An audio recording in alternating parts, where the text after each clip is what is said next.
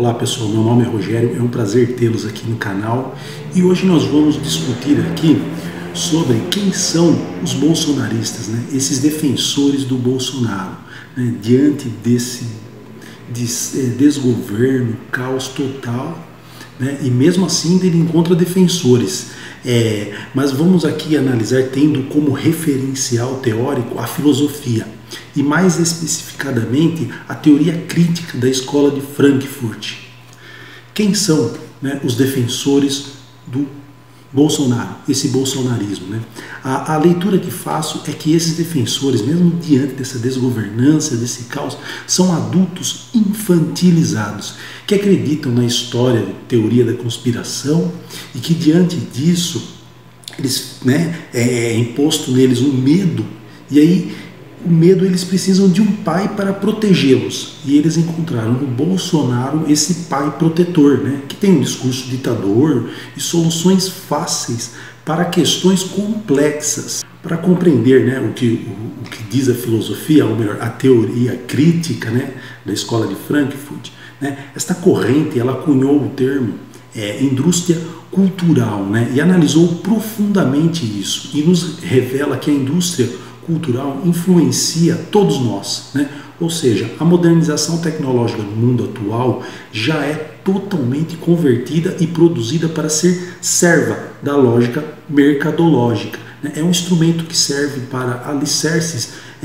principais na propagação, homogeneização e alienação popular, tornando adultos infantis. Olha aí o bolsonarismo, né? Logo, a indústria cultural, ela impede a formação do indivíduo autônomo, independente, né, que são capazes de julgar e decidir conscientemente, né? Assim, o reflexo da indústria cultural, que aliena as pessoas e também acaba fazendo com que os adultos se tornem, né, infantiliza os adultos, né? E desta forma, tornam-se adultos mais fáceis de serem manipulados, domesticados e sujeitos passivos intelectualmente, né? Impossibilitando de serem sujeitos autônomos na construção da sua própria história, né? Isso é a teoria crítica da filosofia da escola de Frankfurt, né? Adorno, né, que é um filósofo, né, faz parte dessa teoria crítica da escola de Frankfurt, né? Ele escreve também que a sociedade é semi-educada, né?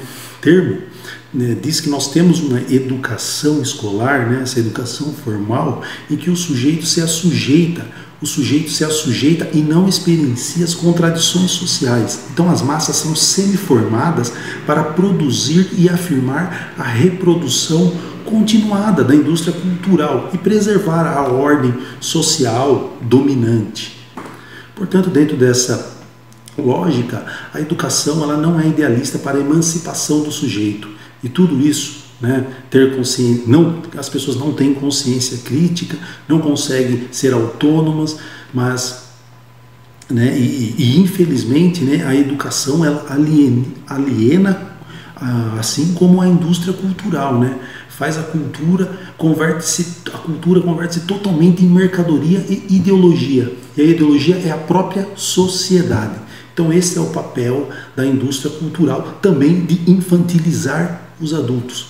Eis aí os bolsonaristas, da leitura que faço, são sujeitos infantilizados, né? E desta forma, o clã do Bolsonaro, ele consegue um grande número de eleitores e defensores, pois o Bolsonaro cria a situação de que sempre tem um inimigo, né? Um inimigo invisível, ou melhor ainda, é o inimigo que não existe e precisa ser combatido, né? Então é necessário ter uma imaginação infantil, pueril, né? Como por exemplo, né, ele fala, o inimigo comunista, né? Pô, o inimigo comunista, o muro de Berlim caiu em 1989, a União Soviética não existe mais desde 1991. Então são questões que não são mais problemas hoje, são questões do século passado, e o Bolsonaro está aí, colocando isso na cabeça das pessoas com a teoria da conspiração.